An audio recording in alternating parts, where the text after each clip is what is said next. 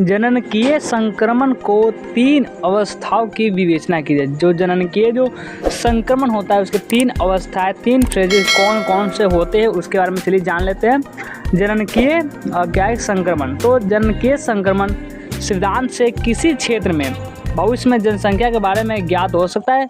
सिद्धांत बताता है कि किसी प्रदेश की जनसंख्या यानी पॉपुलेशन में परिवर्तन समय के अनुसार ग्रामीण कृषि और निरक्षर जनसंख्या के नगरीय औद्योगिक समाज की ओर हो रहा है, जो उच्च जन्म दर और उच्च मृत्यु दर से कम जन्म दर और कम मृत्यु दर की ओर से परिवर्तन निम्न अवस्थाओं में होता है।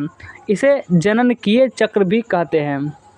इसकी 3 अवस्थाएं होती है। प्रथम जो अवस्था होती है इनकी फर्स्ट स्टेज जो होती है वन की प्रथम अवस्था में उच्च जन्म दर और उच्च मृत्यु दर होती है, जनसंख्या वृद्धि धीमी होती है और लोग अधिकतर प्राथमिक व्यवसाय में लगे होते हैं। जीवन प्रत्याशा कम, जनसंख्या में निरक्षरता अधिक और तकनीकी असर कम होता है। 4200 वर्ष पहले यानी कि ईयर अगो सबसे पहले विश्व इसी अवस्था में था। और दूसरा यानी कि सेकेंड स्टेज में कि इस अवस्था में प्रारंभ में उच्च जन्म दर में कमी होने लगती है, मृत्यु दर में भी कमी आ जाती है। इस कारण जनसंख्या वृद्धि भी कम होने लगती है। धीरे धीरे क्या करती है जो पॉपुलेशन होती है वह घटने लगती है।